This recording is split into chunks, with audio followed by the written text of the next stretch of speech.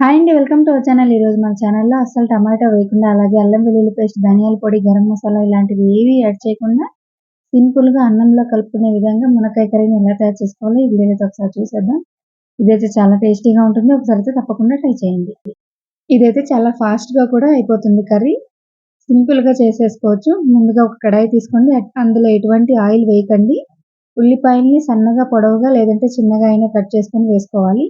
ఇక్కడ నేను half KG ఉల్లిపాయల వరకు వేసుకున్నాను. ఇది నలుగురికి సరిపోతుంది కర్రీ. హాఫ్ కేజీ ఉల్లిపాయలని సన్నగా, పొడవుగా కట్ చేసుకొని ఒక కడాయిలో వేసుకోవాలి. అలాగే ఒక 3 మునక్కాయలని ఇలా కట్ చేసుకొని వేసుకోవాలి.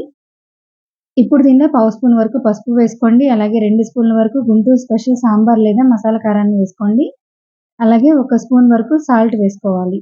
వీటితో పాటు 2 స్పూన్లు ఆయిల్ వేసుకోండి. మీరు ఇంట్లో ఏ నూనె వంటకి వాడతారో ఆ నూనెని వేసుకోవచ్చు.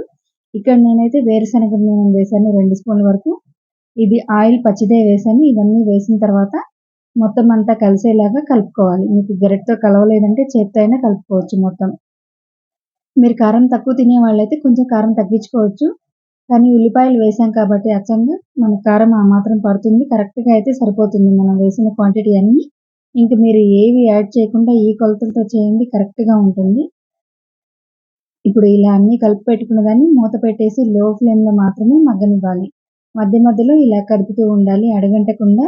మీరు ఎటువంటి ఆయిల్ కానీ, మళ్ళీ ఎక్స్‌ట్రా వాటర్ కానీ ఇవేవి యాడ్ చేయకండి. ఆనియన్‌లో వచ్చే వాటర్‌తోనే మునక్కాయలైతే ఉడికిపోతాయి. చూస్తున్నారు కదా! ఫైనల్‌గా మునక్కాయ అయితే ఉడికిపోయింది. కొత్తిమీర వేసుకుంటే టేస్టీగా ఉండే మునక్కాయ, ఉల్లిపాయ కర్రీ అయితే రెడీ అయిపోయింది. మీరు దీనిలో పాలైనా పోసుకొని చేసుకోవచ్చు. పాలు ఇష్టం లేని వాళ్ళు ఇలా చేసుకోవచ్చు.